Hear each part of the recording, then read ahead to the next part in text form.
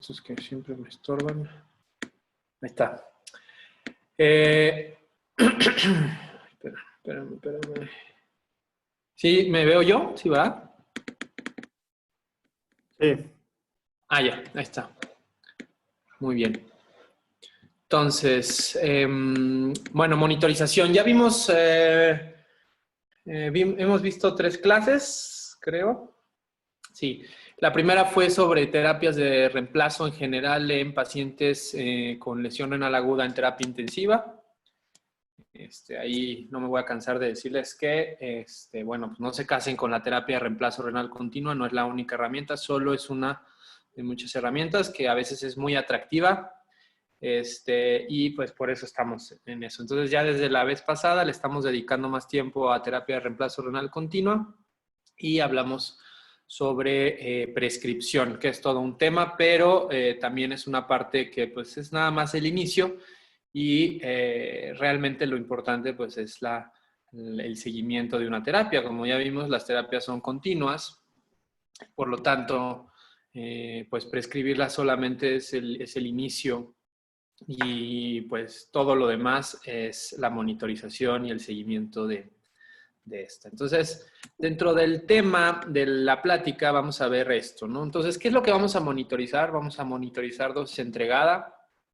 Vamos a hablar sobre las presiones del circuito, que en realidad no existe ningún lugar en donde, ¿cómo se llama? Venga bien descrito esta situación, porque también no hay mucha información. Vamos a hablar un poquito de la cámara de aireación, laboratorios y dosis de medicamentos, ¿ok? Todas estas cosas son las que tenemos que hacer cuando estamos monitorizando a un paciente con terapia de reemplazo renal continuo. Entonces, sobre la dosis entregada, bueno, esto puede ser algo controvertido y en muchos lados no lo hacen, pero bueno, por lo menos las guías que tenemos hasta el momento nos recomiendan que hagamos una evaluación frecuente sobre la dosis entregada, ¿ok? Con el objetivo de ajustar la prescripción. Ellos en estas recomendaciones recomiendan un volumen de fluente entregado, si se dan cuenta, no es un volumen de fluente prescrito de 20 a 25 mililitros kilo hora, y dice que normalmente vas a requerir una prescripción mayor a esto para lograr el efluente de volumen.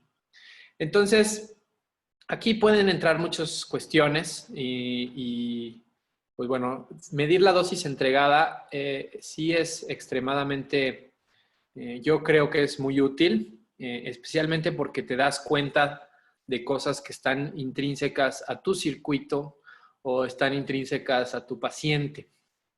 Entonces, el llegar a esto a lo mejor es el error, es decir, el decir yo tengo que llegar a esto sí o sí, pase lo que pase, a lo mejor esa es la equivocación. Esta es una excelente dosis para iniciar.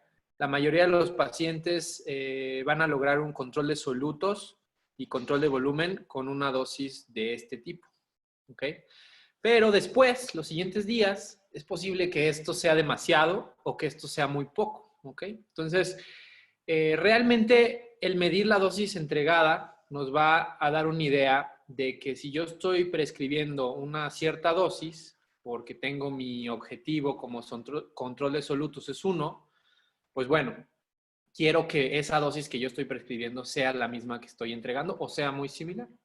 Entonces, ese es el valor de medir la dosis entregada. Te vas a dar cuenta de algunas cosas intrínsecas al circuito que van a hacer que te quedes lejos de tus metas. Pero bueno, estas guías sí tómanlas con reserva y realmente lo que ustedes tienen que estar pensando siempre es en control de solutos, siempre. Control de solutos, ¿ok? Entonces, esta es una gráfica. Aquí se ve la necesidad del paciente de necesidad bioquímica o necesidad del paciente de necesitar terapia. Lo verde es como las necesidades fisiológicas del paciente que va logrando alrededor del día. La entregada, la prescripción, pues es muy, muy drástica porque uno prescribe pues, una dosis, pero pues en teoría en 24 horas, digamos, deja de prescribir esa dosis y luego modifica para ver si existe una modificación y luego vuelve a modificar en el otro día y luego vuelve a modificar en el otro día y así. ¿Ok? Entonces, aquí está la descripción de lo entregado. Entonces, si ustedes se dan cuenta, mi prescripción es muy estática y mi dosis entregada es muy dinámica, ¿ok? Y nosotros lo que tenemos que estar buscando al prescribir es que nuestra dosis entregada sea lo más parecido a nuestro requerimiento fisiológico del paciente, ¿ok? Entonces, esto se ve bonito porque ustedes ven las prescripciones son estáticas, las necesidades y las entregadas son menos estáticas. Conforme uno va ajustando diario, cada vez estas tres curvas se van pareciendo más, ¿ok? Entonces, por ejemplo, esta es una gráfica de un paciente que tuve yo. Esta es una dosis prescrita, es decir, fue estática durante todo el tiempo. Le dimos como 30 y tantos mililitros kilo hora. Y durante estas 72 horas, digamos, se le hicieron evaluaciones de dosis entregada. Estas son las evaluaciones de dosis entregada. Y la dosis entregada es el azul, ¿ok? Eso es lo que pasaba durante esa dosis. Este paciente, pues como ven, fue un paciente que tuvo varios eventos a lo largo de 72 horas que reducieron considerablemente su dosis, ¿ok? A pesar de que yo siempre prescribí la misma dosis, hubo una variación a lo largo de los días, ¿ok? Y ya aquí anuncio parroquial, la dosis predicha es la dosis que yo predije con la aplicación que ustedes pueden bajar junto con la prescripción. Es decir, yo ponía mi prescripción, ponía todos los datos del paciente y me decía, bueno, tú realmente vas a tener tal dosis, ¿no? Entonces, lo negro es como predecía la dosis entregada en la aplicación, ¿ok? Ahora, dosis prescrita versus entregada, van a ser tres cosas las que van a hacer que sean diferentes. Primero que nada, la sustitución prefiltro, ¿ok?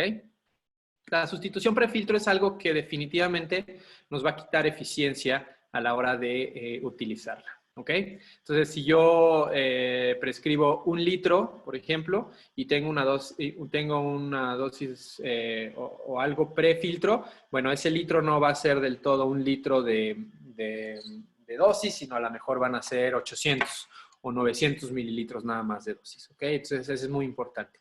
El tiempo efectivo es probablemente el factor más importante que desequilibra la dosis entregada de la dosis prescrita. Es decir, esto es el factor más importante que nos va a diferenciar estas dos dosis. Es decir, si yo hago todo perfecto y si mi filtro está perfecto, si no tengo sustitución pre, siempre va a haber algo de tiempo perdido. ¿Ok? Y finalmente la eficiencia del filtro. ¿Ok? Yo asumo que mi filtro satura por completo el efluente o al 100% o cercano al 100% y por lo tanto todo el volumen de efluente se considera como una dosis. Entonces, si mi filtro está dañado o bueno, está saturado, pues no va a poder saturar el efluente al 100% y eso pues va a bajar la eficiencia de la terapia. Ok, entonces vamos a hablar cada una de ellas un poquito para entenderlas un poquito mejor. Entonces aquí tenemos una sustitución prefiltro, tenemos la sangre, aquí tenemos el compartimento sanguíneo, aquí tenemos el compartimento de efluente, está pasando algo de dializante, también está viendo algo de convección y bueno, ¿qué es lo que pasa? Yo tengo aquí mi solución pre y bueno, cuando yo pongo una solución pre, esta sangre pues se diluye, ¿ok? Entonces, prácticamente mi factor de dilución me va a hablar sobre el flujo plasmático, entre el flujo plasmático más el volumen que yo estoy poniendo de manera prefiltro. Este factor de dilución me va a decir el factor al que yo tengo que corregir mi dosis para poder saber cuánto exactamente perdí en mi solución. Entonces, por ejemplo, si tengo 150 mililitros minuto de flujo sanguíneo y yo le estoy poniendo 16.6 mililitros minuto, que ahorita acuérdense que todas las unidades tienen que ser iguales, entonces 16.6 mililitros deben ser algo de litros en pre. en litros hora. Entonces, si lo estamos pasando a mililitros minuto, quedan 16.6. ¿Ok? Entonces, 150 entre 166.6 me da igual a 0.9. ¿Ok? Eso quiere decir que si mi efluente que yo produje fueron 1 litro, aquí yo produje 1 litro de efluente, realmente solamente existe 900 mililitros. O sea, el 90% de ese litro solamente estuvo como una dosis. ¿Ok? Después, el downtime. El downtime es, como les dije, lo más importante. Ahora, ¿qué cosas me da downtime? Lo más importante va a ser el cambio de bolsas. Es decir, si yo estoy cambiando mis bolsas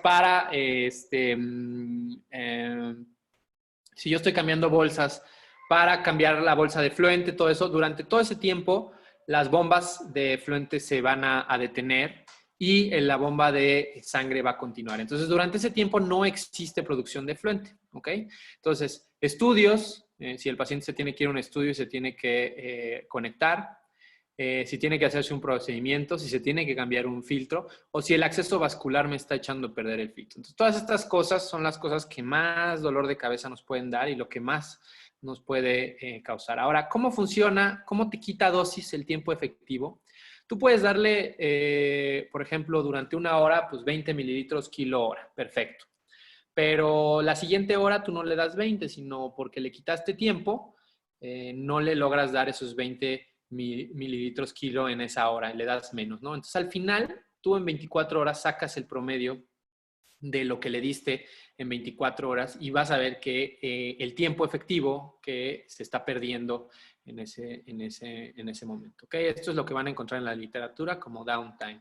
Entonces, miren, fíjense en esta bomba es de sangre, este video creo que ya se los había puesto. Estas son las bombas de efluente, de PVP, dializante y sustitución, ¿no? Entonces, se está haciendo el cambio de bolsa, pero durante el cambio de bolsa la bomba gira, pero estas bombas están paradas. Entonces, aunque esté prendida la máquina, si la enfermera o ustedes se tardan 10 minutos en cambiar la bolsa, pues van a perder esos 10 minutos de producción de efluente. ¿Okay?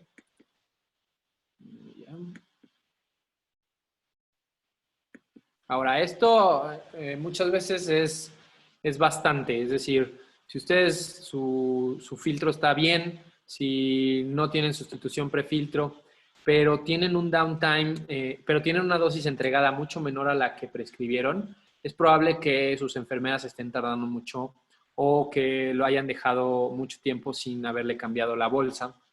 Y a veces uno se da cuenta que eso puede llegar a ser más o menos en promedio entre 1 y 2 horas en el transcurso de 24 horas. Entonces es relevante, ¿ok?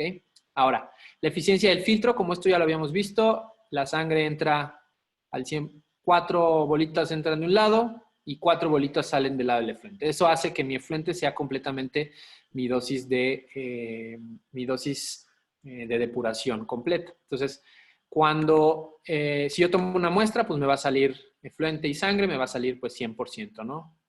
Aquí tengo 100%. Ahora, ¿qué pasa si yo con el tiempo empiezo a tener aquí una formación de una membrana secundaria? Empiezo a poner aquí una polarización de proteínas, empiezan a pegar aquí en el filtro y pues bueno, ya no es tan eficiente el filtro y por lo tanto, en vez de encontrar 4 bolitas de este lado, voy a encontrar 3 bolitas, ¿no? Entonces, en realidad, en ese momento, pues mi saturación de fluente ya no es del 100% y es del 75%. Eso quiere decir que solamente el 75% de este fluente equivale a depuración, no como al principio, que era 100%. Entonces, también necesitamos saber cómo está saturando mi efluente en el eso. Entonces, todas estas cosas se tienen que monitorizar y medir. ¿Ok? Entonces, vamos a hacer un ejemplo que es la forma más sencilla de entender esta parte. ¿Ok? Entonces, tenemos un hombre de 76 kilogramos con un hematocrito de 30% y está sin anticoagulación, está con una CBB-HDF, tiene 25 mililitros kilo hora, eso nos da 1900. Bueno, no, 25 por 72, 1800. Pero bueno, ahorita no sé por qué le puse 1900, está mal aquí, 1800. Flujo sanguíneo 150 mililitros minuto. Y bueno, entonces aquí está mi prescripción. Yo decidí ponerle 600 mililitros de manera prefiltro. Le decidí poner más 200, si sumamos. Luego le puse de dializante 1000 más 1000. Y lo decidí ultrafiltrar 100. ¿Ok? Entonces ahí tenemos 1900. Imagínense que es 1900 y punto, no le hagan caso. Entonces, si ustedes suman todo esto, en teoría con esta prescripción, yo le estoy prescribiendo 1900 mililitros hora. ¿Ok? Entonces, ahora, a las 24 horas que termina, yo me voy a mi PrismaFlex, que es el que pues casi todos tenemos y que es el que más se usa en otras máquinas. No sé exactamente dónde se revisa esto, pero ustedes se van aquí y le pican en dosis y soluciones. En historia, primero en la primera pantalla es historia, después le ponen dosis y soluciones, le ponen últimas 24 horas, ¿ok? Y les va a dar aquí una imagen que dice efluente. Entonces, quiere decir que yo a este paciente en 24 horas le di 43,060 mililitros de efluente. Eso es lo que la máquina produjo de efluente, ¿ok? En 24 horas. Entonces, si ustedes se dan cuenta, 43,060, si quieren háganlo, entre 24 horas me da 1,794 mililitros. Yo le había prescrito 1,900.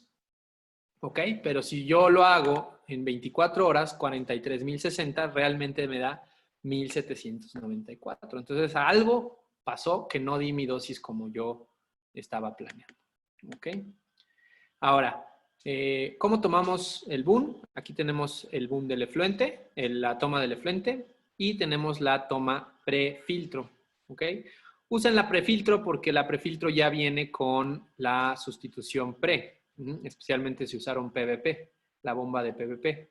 Entonces, ya la sangre viene como va a entrar al filtro y es lo que realmente nos interesa para saber la eficiencia del filtro. No nos interesa saber cómo está la sangre realmente en el paciente, sino nos interesa ya cómo está cuando va a entrar al filtro. Entonces, tomen aquí una muestra y luego toman al mismo tiempo otra muestra aquí y la mandan al laboratorio y le toman BUN. Entonces, en este caso, tuvimos en el efluente 55 miligramos de decilitro de BUN y en este 60 miligramos de decilitro. ¿Ok? Entonces nosotros prescribimos una dosis de 25 mililitros kilo hora, que era 1900, eso es lo que prescribimos. 1900 por 24 nos dan 48 litros. ¿Ok?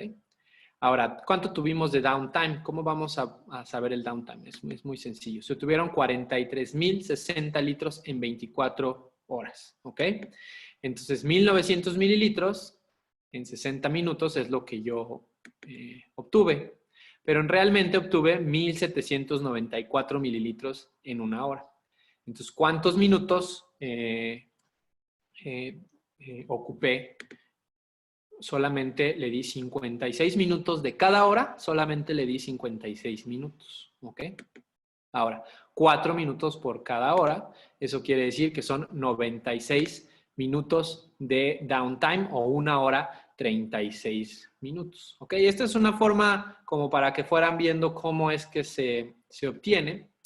Pero al final, si ustedes literal dividen 43,060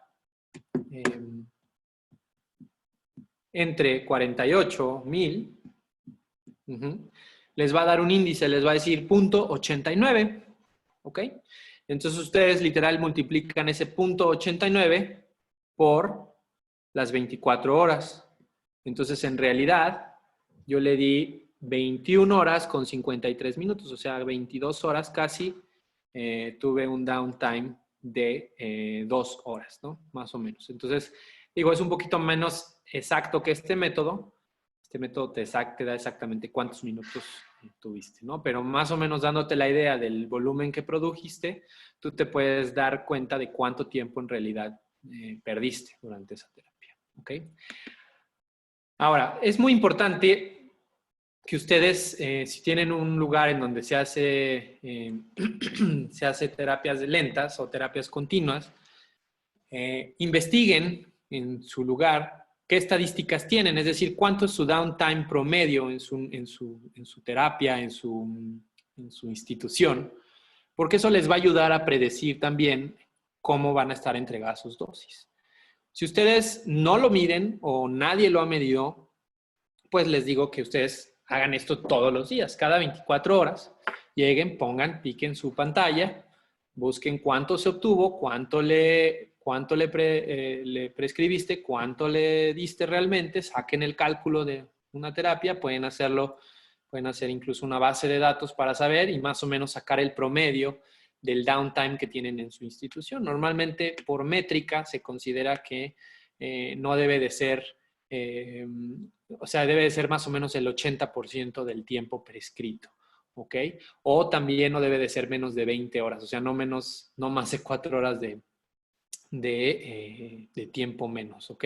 Entonces, es muy importante que ustedes sepan esto porque si tienen mucho tiempo de downtime, pues no están dando la terapia adecuada y por lo tanto están perdiendo mucha fluente, están perdiendo mucha dosis y no van a lograr sus metas, ¿ok? Y si las logran, cuando ajusten la dosis, pues se les va a sobrar la dosis después. Entonces, es muy relevante que conozcan el downtime, es decir, que lo midan. Ahora vamos a seguir con la dosis entregada. Entonces ya sabemos que solo se entregaron 43.060 litros, ¿ok? Entre 24 ya sabemos que son 1.794 mililitros hora. Si nosotros lo hacemos otra vez por el peso del paciente, obtenemos 23 mililitros kilo hora. Ahora, la dosis entregada de acuerdo al volumen y predilución. Entonces, mi flujo plasmático pues es 150 por 0.7, ¿ok? ¿Por qué 150 por 0.7? Porque teníamos un hematocrito del 30%. Eso quiere decir que el 70% de mi sangre equivale al plasma, ¿ok? El otro 30% pues son células formes, ¿ok? Entonces 105 mililitros minuto es mi flujo plasmático. Entonces, si ustedes se acuerdan de la fórmula, y se acuerdan que le estábamos dando 600 mililitros prefiltro. Entonces, si ustedes 600 mililitros los dividen entre 60, porque son en minutos, mililitros minutos, 600 mililitros hora lo dividimos entre 60, nos da 10. Entonces, si ustedes tienen 105 de flujo plasmático entre 105 más 10, nos da 0.9. Eso quiere decir que mi efluente, mis 1.794 mililitros que yo obtuve de efluente por hora, solamente el 90% de estos 1.794 realmente equivalen a depuración, ¿ok? No todo. Entonces, el haberle puesto 600 mililitros minuto prefiltro hizo que esos 1.794 se convirtieran en 1.614 mililitros hora. Lo cual, si lo vuelven a dividir por el peso del paciente, nos reduce todavía más nuestra dosis entregada. ¿Ok? Y vamos en 25, 23, 21. ¿Ok? Ahora, de acuerdo a la saturación de efluente, es mi eficiencia de filtro. Como sabemos, el boom inicial fue 55, el boom del efluente, y el boom de prefiltro fue 60, entonces igual. Esto quiere decir que la sangre que entraba iba más diluida, esto quiere decir que mi filtro no está saturando al 100% mi efluente, o sea, lo está saturando un poquito más. ¿Ok? Entonces, todavía mis 1.614 mililitros que yo ya tenía, que me quedaban de esto, bueno, pues eso todavía lo multiplicamos por 0.9 y nos da 1.452. Entonces, eso quiere decir que tenemos 19 mililitros kilo hora. Entonces, de haber empezado con 25 mililitros kilo hora, realmente lo que nosotros entregamos fue 19 mililitros kilo hora. ¿Ok? Entonces, así es como yo normalmente hago esto cada 24 horas con los prismas o con las terapias o con la máquina que tenga. Midan su dosis entregada para que sepan qué es lo que está haciendo su máquina y qué está haciendo su terapia. Por ejemplo, si ustedes prescribieron 25 y de repente les aparece que realmente entregaron, no sé, 12 mililitros kilo hora, bueno, pues algo pasó, ¿no? Y si no lo mides, pues no te vas a dar cuenta y no vas a poder corregir los problemas. Muy bien. Entonces, eso es dosis entregada, ¿ok? Ahorita vamos a ver en laboratorios que la dosis entregada pues pierde un poquito de relevancia cuando lo que nos interesa pues es el control de solutos. Pero aún así es una buena práctica hacerlo para darte cuenta de alteraciones intrínsecas al circuito. Ahora, las presiones del circuito. Entonces aquí es muy importante que ustedes entiendan varias cosas. Primero, las presiones siempre van a depender si son negativas, si son positivas si son neutras. ¿Ok? Entonces, prácticamente lo que hay que saber es dónde está la bomba de esa solución. Sí. Entonces, por ejemplo, si ustedes cuando ven una pantalla de un prisma y ven las presiones, hay muchísimas presiones. Tenemos una que se llama la presión de entrada, que es esta, que normalmente va a ser negativa.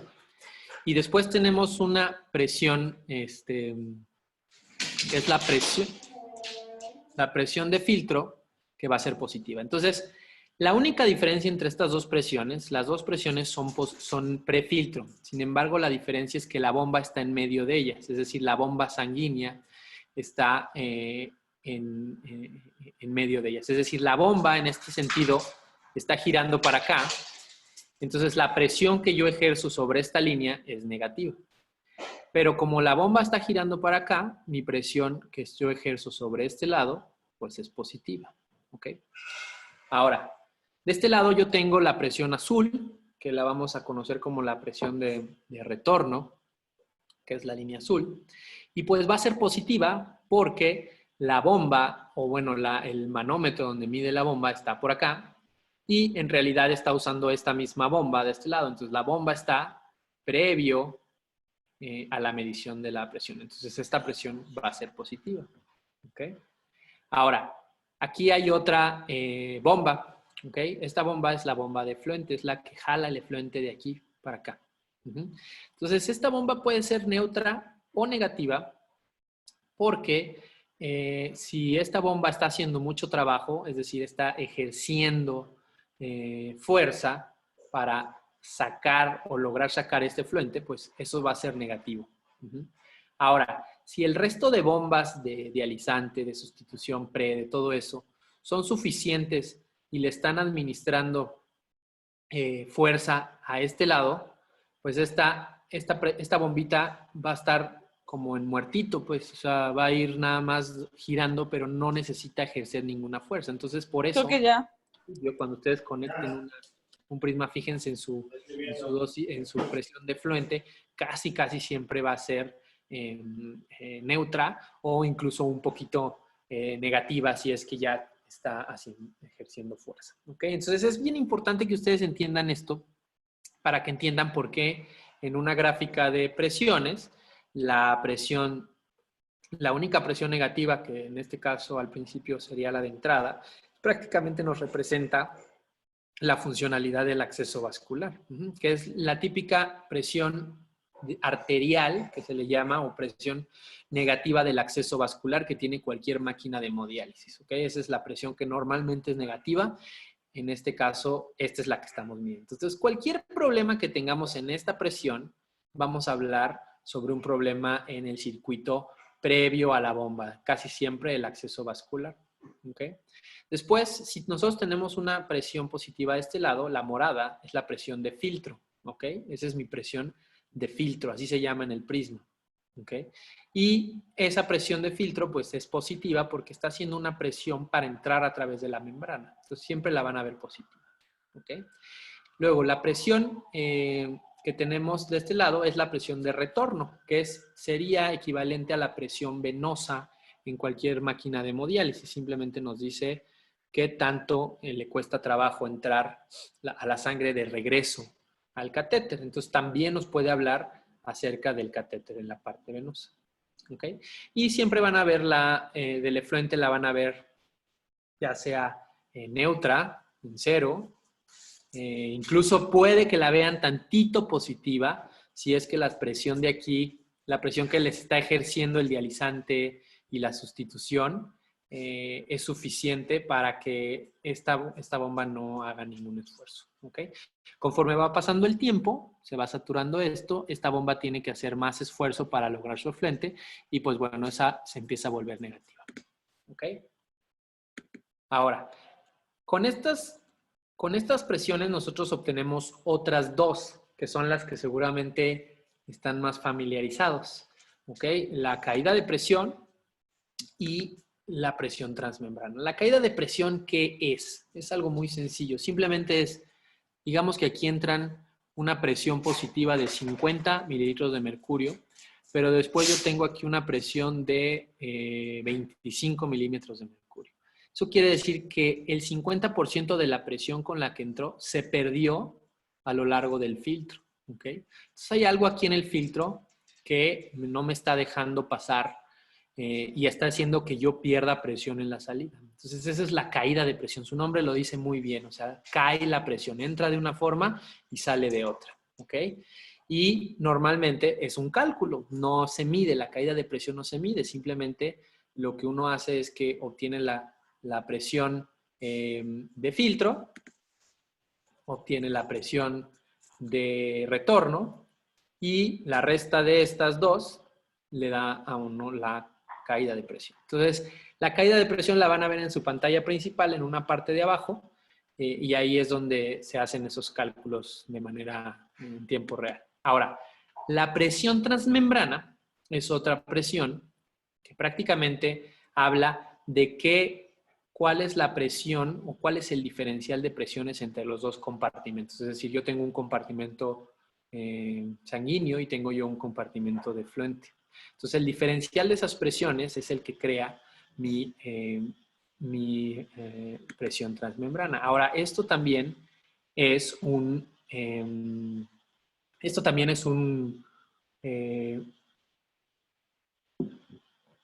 ¿cómo se llama?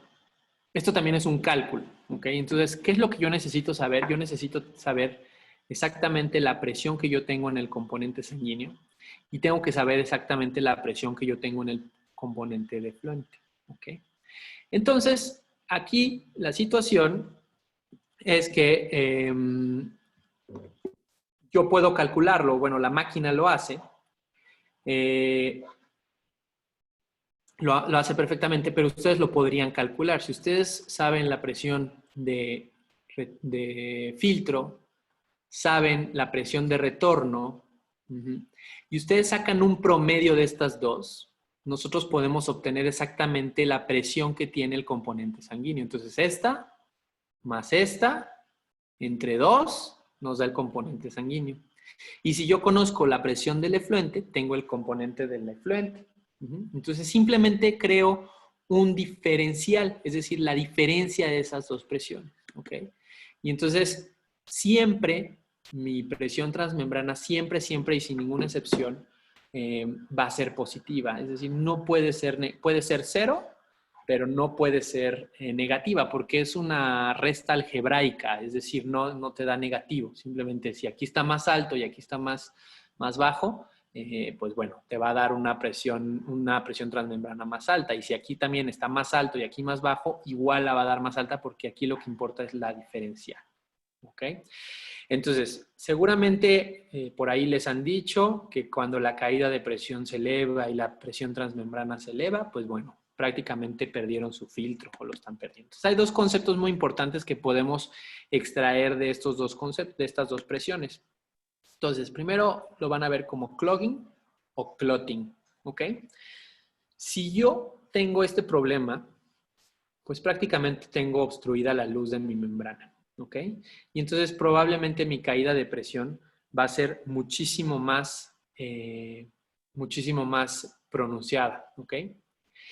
Y si yo tengo esto, quiere decir, mi caída de presión puede estar bien porque sigo pasando la misma cantidad de sangre de un lado al otro lado. Pero el problema es a la hora que quiero pasar una sustancia a través de la membrana. ¿Ok? Y ahí es cuando mi presión transmembrana se eleva de manera aislada y mientras mi caída de presión está adecuada. Y eso me habla más bien de algo que se llama clogging. ¿Ok? Clogging y clotting. El clogging es relevante porque si lo detectas, podrías todavía salvar el filtro, es decir, todavía podrías hacer una maniobra. Y pues clotting, la verdad es que se elevan las dos, tanto la caída de presión como la presión transmembrana se elevan y pues prácticamente significa que perdiste el filtro. ¿Okay? Entonces vamos a hacer algunos, por ejemplo, unos ejemplos reales. Esta es la imagen y esto es lo que ven. Esta es la presión, ¿cómo se llama? De filtro, es elevada. Luego tenemos la presión de retorno. Si ustedes se dan cuenta es esta. Y mi presión, mi caída de presión, pues es la resta de esta menos esta. Entonces me da esto. ¿Okay? Y después yo tengo aquí mi presión arterial y si se dan cuenta este es 0, se corta la foto pero es 0. Mi presión de efluente está en neutra o negativa. ¿Okay? Y mi presión transmembrana va a ser, recuerden, esta más esta entre 2 menos esta. ¿Ok? Entonces, por eso mi presión transmembrana, si se dan cuenta, está prácticamente en medio. ¿Ok? Entonces, ahí es donde yo estoy obteniendo mi presión transmembrana. Esta es una imagen típica de un problema que yo tenía, digamos, que tenemos aquí, está en 50, este es el 0, y de repente el acceso vascular empieza a tener problemas. La presión transmembrana se hace, se hace más negativa. La presión de filtro se hace mucho más positiva. Pero si ustedes se dan cuenta, esto no significa que la presión transmembrana esté, ¿cómo se llama? Mejor. Simplemente es un constructo matemático de las otras presiones. Por eso, fijarse nada más en la presión transmembrana o en la caída de presión es un error muy frecuente. Y casi siempre los técnicos o la gente que arma los prismas y todo eso te dicen, se le subió la presión transmembrana, entonces está coagulado tu filtro, ¿no? Porque es lo único que saben. Presión transmembrana igual a filtro coagulado. Pero no siempre es así. Hay que ver qué componente de la presión transmembrana es el que está alterado, porque puede ser un error mecánico, un error de presiones. Por ejemplo, si ustedes, y un día háganlo, si ustedes bloquean la línea del efluente, la tapan, la doblan, la presión transmembrana, la presión de efluente se va a volver extremadamente negativa y la presión transmembrana se va a volver extremadamente alta. Y eso no tiene nada que ver con su filtro, simplemente es un constructo matemático de que la presión de efluente está muy negativa por algún motivo. ¿Okay? Esta es la imagen que yo siempre le he dicho que es como la imagen en cocodrilo y es como cuando todo va caminando muy mal. ¿Ok? Aquí no se ve, el acceso vascular parece que no tuvo ningún problema, pero empezamos a tener, ahora sí, mi efluente se fue más negativo, mi presión transmembrana empieza a subir, mi caída de presión también empieza a subir y mi presión filtro también junto con mi presión transmembrana. Entonces, si se dan cuenta, se empiezan a abrir. Si es completa la imagen de cocodrilo y se le echamos la culpa al filtro, pues también verían que también está mucho más negativa la presión de entrada. ¿Ok? Ahora, esto no significa que esto ya se vaya a arruinar. Por las presiones, si se dan cuenta, 200, 300, es muy probablemente que sí. ¿Ok? Ahora, fíjense esto es como una presión que se corrigió. A ver, permítanme un tantito.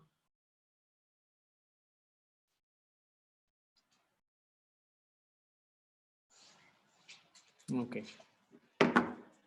Esto, tenemos aquí una situación, pasó algo, que el filtro perdió o hizo algo de clogging y si se dan cuenta hizo como una imagen en cocodrilo, pero luego no fue en una pendiente, es decir, más bien agarró una meseta.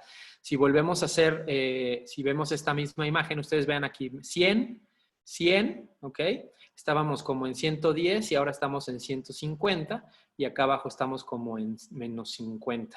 Ahora fíjense aquí, 150 y menos 50. Esta es exactamente la misma imagen, nada más que corrida hacia la derecha. Es decir, nosotros teníamos este filtro y de repente algo pasó aquí, logramos estabilizar el problema y nuestro filtro no se recuperó, pero por lo menos se mantuvo estable en esa nueva basal durante los siguientes tiempos. negativos, ¿ok? Entonces también eso es importante, que aunque tú tengas esto en algún momento, puedas lograr estabilizarlo corrigiendo cualquiera que sea el problema. ¿Ok? Entonces esas las presiones. Ahora, cámara de aireación. Esto es rapidísimo. Esto es una recomendación del fabricante, pero es muy importante. ¿Ok? Esta es la cámara de aireación. Literal, hay que tenerlo a esta altura todo el tiempo. Es decir, cada vez que vayas a revisar el prisma, trata de fijarte que tu cámara de aireación esté en este nivel y eso se puede hacer muy fácil. Normalmente el fabricante te recomienda que por lo menos uses 200 mililitros hora de post para que puedas tener esta cámara adecuada. Es lo único, no hay nada más que eso, ¿no? Monitorizar la cámara de aireación es relevante. Ahora, laboratorios. Entonces aquí es muy importante esto porque los laboratorios nos hablan, pues finalmente, de lo que nosotros queremos con el paciente. Si ustedes lo están conectando porque tiene acidosis, porque tiene hipercalemia, porque tiene algunas otras cosas, pues bueno, eso quiere decir que lo tenemos que estar monitorizando.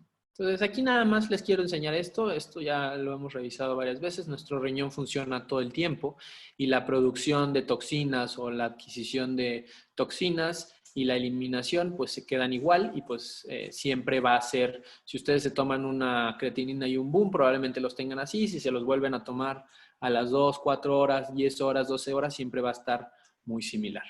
Ahora, en hemodiálisis convencional, pues es algo así, más bien como una sierra, y en terapias continuas, pues es más bien un balance negativo inicial y después logramos un steady state muy similar al que tiene un riñón, pero con un poquito menos de efectividad, ¿no? Entonces, el objetivo siempre va a ser llegar a este punto, es decir, que lo mismo que estamos administrando o creando se está eliminando, ¿ok? Ahora, para esto, pues puede pasar esto, ¿no? Que yo tenga esto, mejore, se quite, o que yo vaya aquí y de repente empiece a subir otra vez, ¿ok? Entonces, para eso se utiliza el balance nitrogenado. Es decir, ustedes si no tienen un paciente, si tienen un paciente en terapia continua, pero no lo tienen con una nutrición, con una adecuada ingesta de proteínas, es muy probable que con dosis muy bajitas de terapia continua, ustedes puedan tener a su paciente en steady state a las 48 horas. Es decir, ustedes probablemente, si el paciente no tiene un catabolismo alto y no lo están nutriendo, es probable que puedan lograr un steady state con un paciente con una dosis de 12, 15 mililitros kilo hora. ¿Okay? Ahora, eso no significa totalmente que está bien. ¿Por qué? Porque si el paciente está catabólico o no le estás dando de comer, se sabe muy bien que el circuito va a perder muchas proteínas, especialmente muchos aminoácidos a través del efluente. Entonces, aparte de que son pacientes graves, delicados, necesitan un aporte de proteínas muy importante, ¿ok? Entonces, aquí normalmente, cuando ya estás en un estado estable, se recomienda que des más de 1.5 gramos kilo día de proteínas y hay autores incluso que recomiendan 2.5 gramos de kilo de proteína kilo día, ¿no? A mí se me hace mucho, no, yo creo que nunca he necesitado algo así, pero la mejor forma de saber exactamente cuánto es, pues es haciendo un balance nitrogenado. Entonces, el balance nitrogenado es el ingreso de nitrógeno y la eliminación de nitrógeno, ¿ok? El ingreso de nitrógeno es igual a las proteínas, la dieta, entre 6.25. Acuérdense de esta conversión. Y la eliminación de nitrógeno equivale al nitrógeno del efluente. Entonces, es el volumen del efluente que se produjo en 24 horas por el boom de ese efluente. ¿Okay? Aquí puede ser un poquito controvertido de dónde tomas la muestra y cómo la tomas. Ahorita les digo cómo hacerlo, ¿no? Y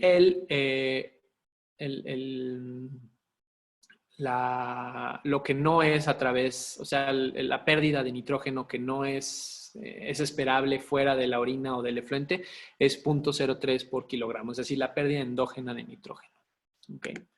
Entonces, si yo tengo 140 gramos de proteínas entre 1400 mililitros, eso es lo que más o menos se le dio a este paciente.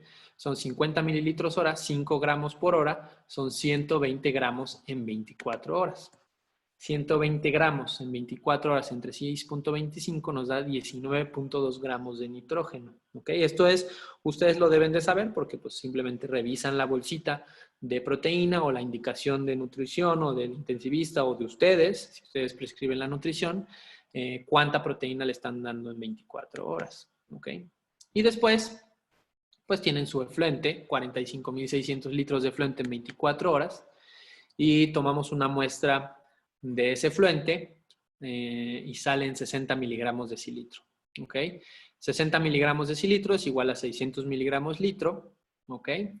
Y eso equivale a 27.360 miligramos porque tenemos todos estos litros. ¿Ok?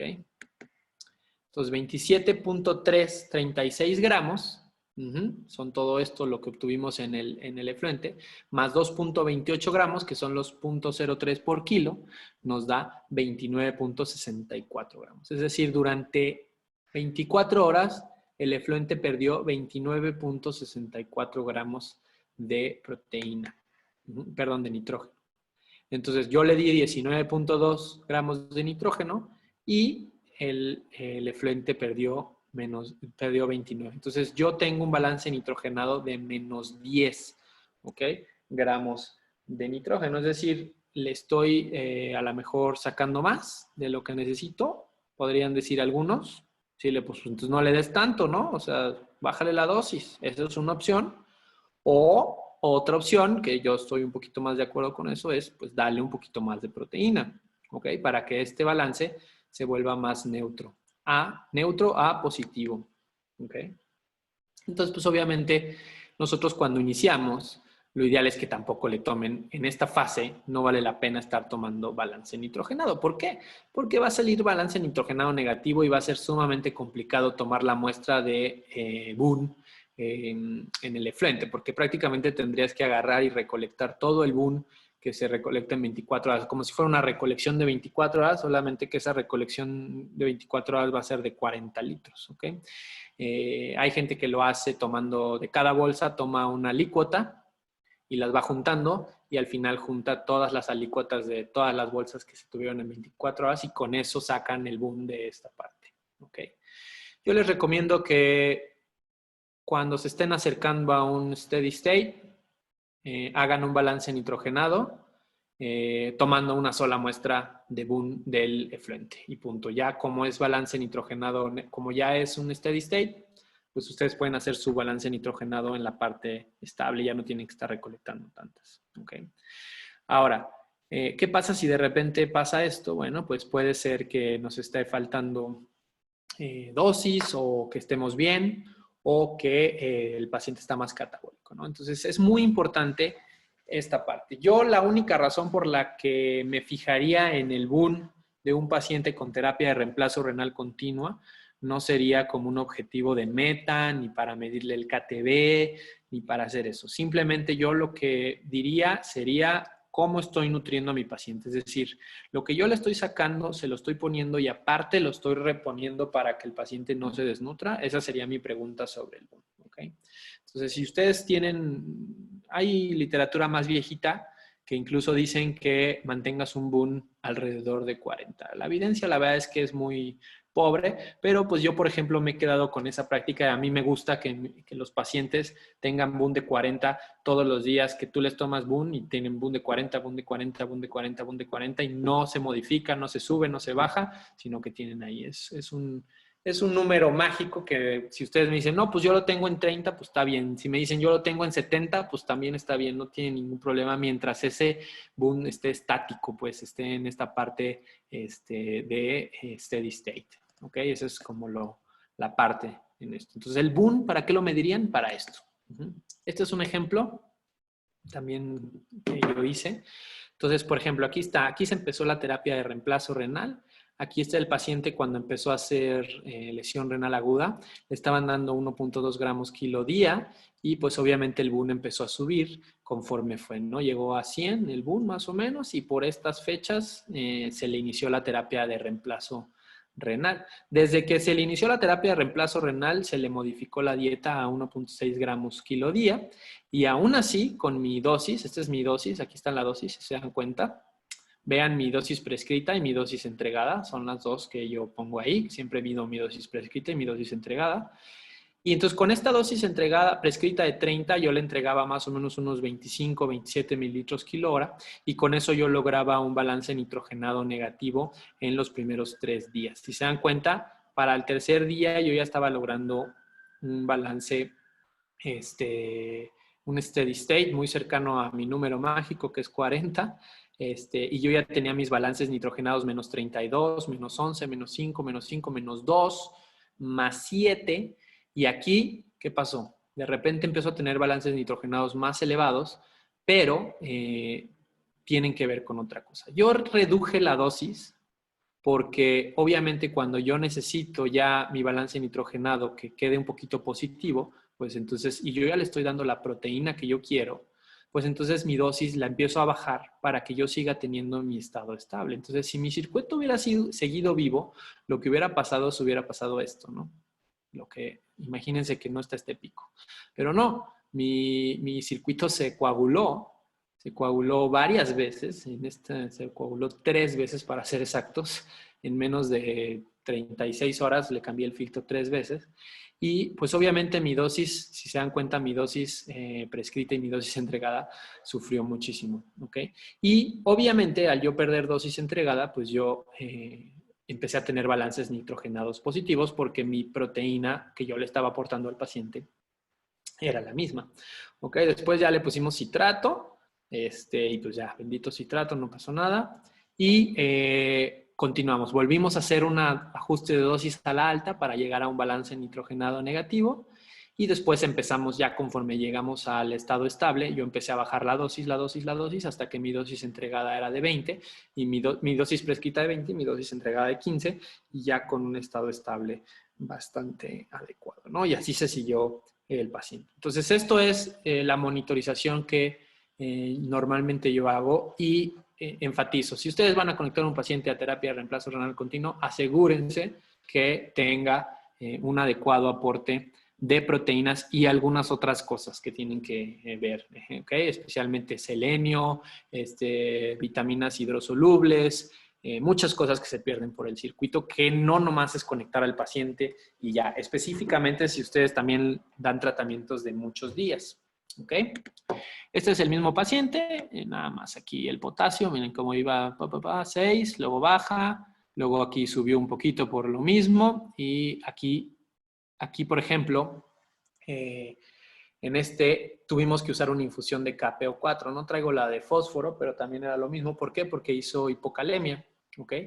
Si ustedes, esta es otra cosa muy importante, seguramente han escuchado que normalmente los pacientes necesitan reposición de potasio y reposición de fósforo. La reposición de fósforo es casi un hecho, porque el fósforo no está contenido en la mayoría de las bolsas y por lo tanto vas a perder fósforo activamente con terapia continua. Pero el potasio, si ustedes tienen una adecuada nutrición y su nutrición está bien hecha y logra las metas, se le da más del 80-90% de los requerimientos que tiene, y usan bolsas de 4, no debería de pasar esto y no deberían de estar reponiendo potasio. Teóricamente, casi siempre se necesita reponer potasio. También por eso, por ejemplo, aquí bajamos la dosis y empezó a modificarse bastante bien. ¿Ok? Entonces, este es el de balance de fluidos. Este era el balance del paciente, como fue teniendo más 4, más 8 litros. No le ultrafiltrábamos nada cuando no estaba conectado y empezamos a ultrafiltrarlo. Empezó a bajar el balance de fluidos, seguimos ultrafiltrando y hubo un tiempo en donde ya la ultrafiltración y el balance se quedaban pues en 0, tratando de que nuestra ultrafiltración equivaliera a lo que el paciente egresaba y en teoría tenerlo neutro. ¿Ok? Entonces, laboratorios cada cuánto, BUN y creatinina cada 24 horas con el objetivo de llegar al estado basal. Más o menos en 48 horas, ustedes deberían de estar llegando a algo similar al estado basal. Electrolitos, gasometría cada 12 horas, de preferencia al principio, especialmente si su indicación pues era un trastorno hidroelectrolítico, ¿no? Si era hipercalemia, todo eso, si están dando terapias con hiponatremia, por ejemplo, pues también, ¿no? cada 12 horas o menos incluso, y biometría hemática cada 24 horas. ¿Ok? Entonces, esa sería la monitorización de laboratorios principalmente. ¿Ok? Ahora la dosis de medicamentos, que ya es lo último, para terminar, es muy importante. Esto no viene en ningún lado. Es decir, hay artículos en los que literal miden los niveles de medicamentos y miden algunas cosas y dan alguna recomendación sobre la dosis. Entonces, ustedes si checan este librito de el Renal Drug Book o el que sea, que es una maravilla y que te dice cómo dosificar los medicamentos en enfermos renales, en hemodiálisis y todo eso, pues bueno, van a ver ahí algunas secciones que viene para CVVH o CVVHDF, pero yo aquí, especialmente si son nefrólogos, yo los estimulo a que le echen un poquito de cerebro a esta parte para que ustedes artesanalmente sepan cómo dosificar un medicamento. Y si lo hacen de esta manera y con la lógica adecuada, nadie los va a poder criticar de cómo están dosificando los medicamentos. ¿Ok?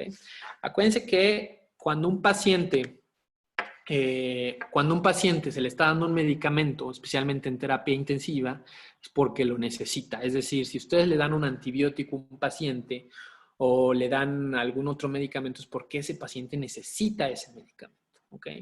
Entonces, a diferencia de lo que hacemos en hemodiálisis crónica, que reducimos las dosis para que el paciente no se intoxique con los medicamentos o que no tenga más dosis de la que es. Aquí normalmente lo que queremos hacer es que el paciente tenga una dosis apropiada de los medicamentos. Y si ustedes le ponen un prisma o una terapia continua a un paciente y no modifican los medicamentos y no los dosifican, entonces ese paciente se va a quedar corto de ese medicamento. Aquí es pensar al revés, es decir, no piensen en que, hay que ajustarlo porque tiene falla renal, hay que ajustarlo a la baja, ¿no? Aquí casi siempre es ajustarlo a que sea normal la dosis o muy similar a la normal, incluso en dosis, hay medicamentos que se tienen que dosificar a la alta, ¿ok? Entonces, hay tablas y todo esto, pero lo más importante que ustedes deben de entender son varias cosas. Primero, propiedades del medicamento, es decir, qué tamaño molecular tiene. Es decir, si el tamaño molecular es mucho más grande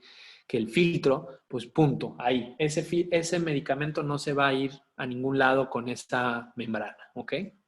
Otra cosa muy importante es este concepto, que es un concepto muy abstracto, que es el volumen de distribución.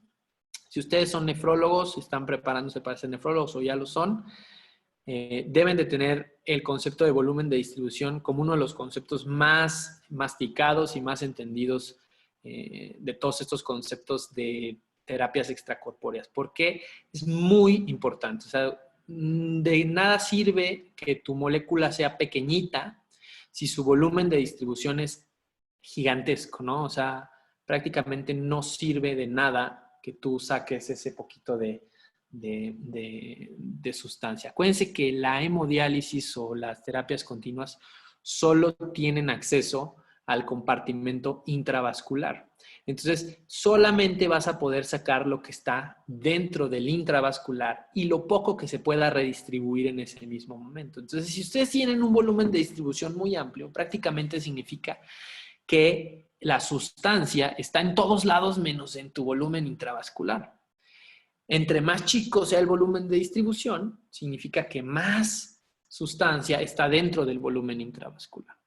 Entonces, por esa razón, tenemos que ver de qué tamaño es el volumen de distribución de esta sustancia. Normalmente se considera que sea menor a 1.5 litros por kilo es suficiente para que sea removible por la terapia. Que la unión a proteínas también es importante porque si ustedes están usando una membrana normal, no están usando plasmaféresis, por ejemplo, y la unión a proteínas es mayor al 30%, pues muy buena parte de ese medicamento no va a pasar a través de tu filtro porque está unido a proteínas. Ahora, otra cosa muy relevante es la eliminación renal. Es decir, si ustedes tienen una eliminación renal muy poquita para ese medicamento, es decir, que el riñón aporta muy poco para eliminar Y nosotros lo que estamos reemplazando o soportando es el riñón.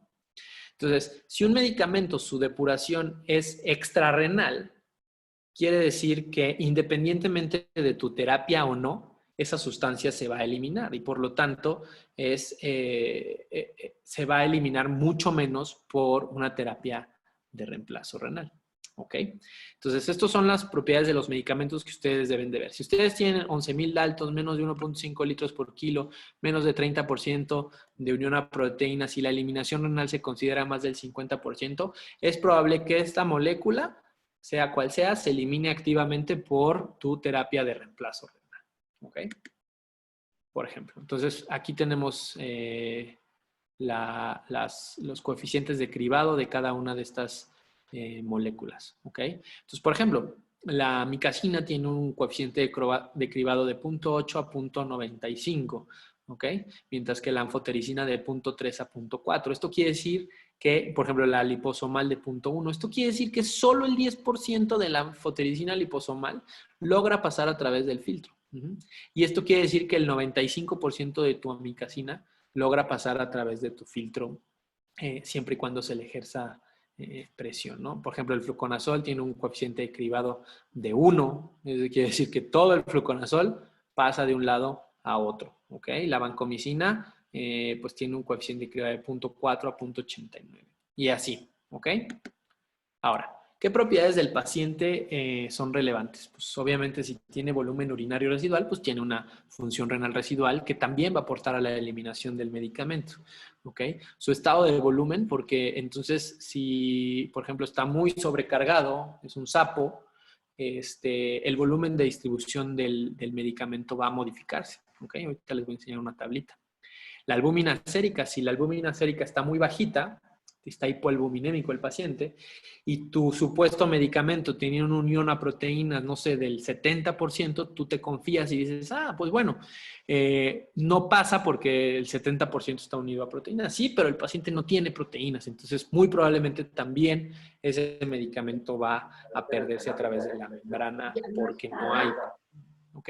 Y la función de otros órganos. Esto es muy relevante. O sea, si tienes el intestino, el hígado y todas esas cosas están funcionando adecuadamente, pues bueno, vas a esperar que también exista una depuración extra de esos medicamentos. ¿Ok?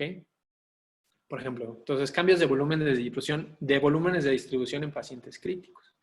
Entonces, por ejemplo, el sangrado te va a cambiar el volumen extracelular. La reanimación con soluciones, los cambios de compartimento, ¿no? O sea, que se hace un tercer espacio, la fuga capilar, diarrea, vómito y pues obviamente la unión a proteínas. Si tienes una proteína, si tienes hipoalbuminemia, por ejemplo, pues ese medicamento a lo mejor ya no se va a quedar en el intravascular, sino que se va a poder fugar a otras partes y su volumen de distribución va a ser mucho mayor. ¿Ok? Entonces, por ejemplo, aquí tenemos, por ejemplo, los aminoglucósidos. ¿Ok? En un paciente voluntario, el volumen de distribución es de 0.25 litros por kilogramo. ¿Ok? Pero en un paciente críticamente enfermo es de 0.41 litros kilogramo. Eso quiere decir que el volumen de distribución es mucho, bueno, no es mucho más, pero es mayor en pacientes críticamente enfermos. Miren la ceftriaxona. Tiene un volumen de distribución de 10 litros, pero en pacientes con enfermedad crítica tiene un volumen de distribución de 20 litros. ¿Ok? O sea, acuérdense, entre más grande sea el volumen de distribución, mucho más difícil es removerlo. ¿Ok? Vean la ceftazidima, por ejemplo. ¿Ok? Tiene 13.6 litros, ¿ok? Pero en pacientes 56.9 litros. Es muchísimo volumen de distribución. Prácticamente se vuelve irremovible la ceftazidima en este caso, ¿no? Ahora, la vancomicina, por ejemplo, si ustedes se dan cuenta, tiene 0.72 litros por kilo, que es poco en realidad.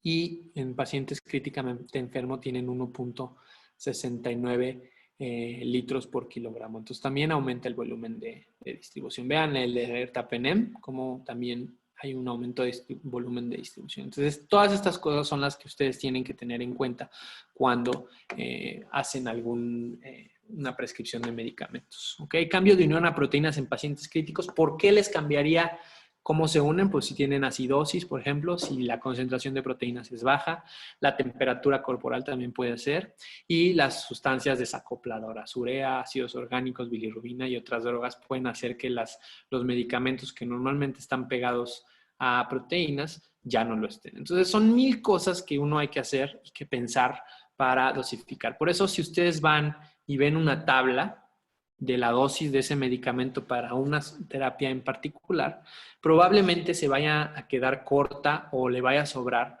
porque esas tablas se están generalizando.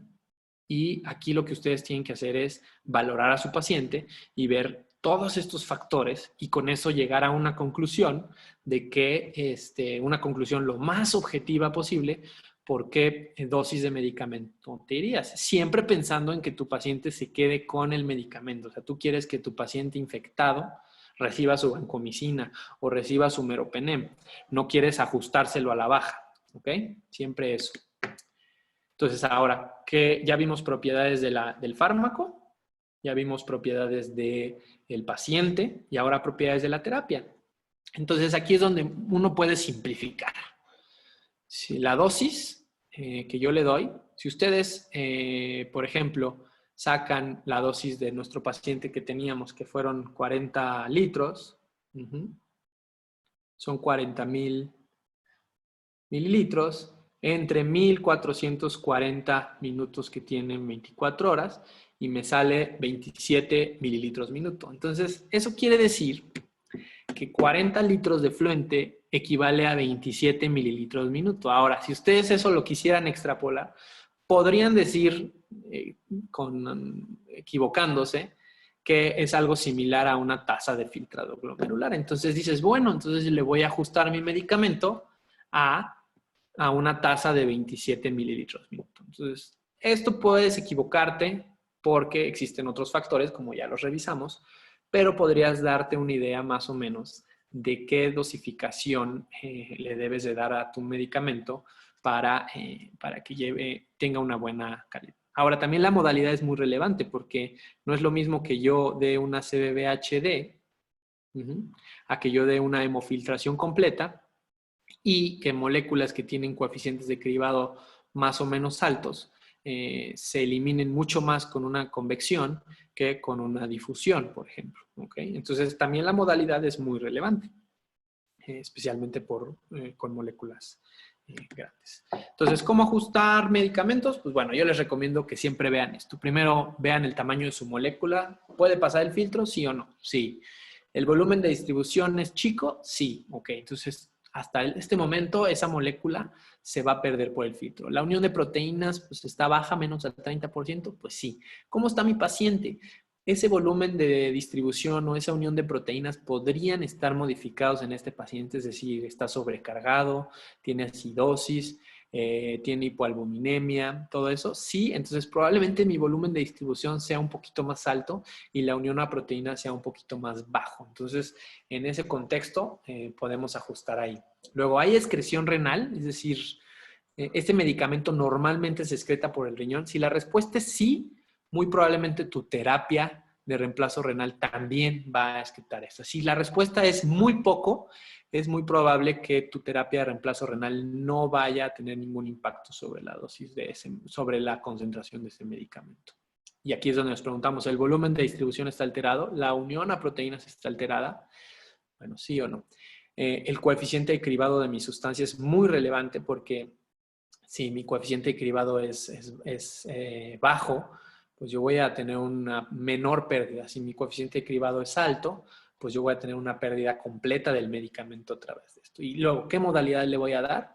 Pues voy a ser difusiva, va a ser convectiva, y aquí es donde va a entrar este coeficiente de cribado. ¿Ok? Y finalmente, bueno, dosis de acuerdo a tasa de filtrado glomerular teórica, ¿no? Ya que hiciste todos estos análisis, te vas a la tablita normal, a las tablitas y dices, bueno, este medicamento, ¿cómo se ajusta a tasa de filtrado glomerular? Ah, pues así. Entonces dices, bueno, todo esto coincide con esto, bueno, esa es la dosis que voy a dar. ¿Ok? Entonces, pues ya, eso es todo ahorita. Eso es como yo les recomendaría que monitorizaran su terapia de reemplazo renal.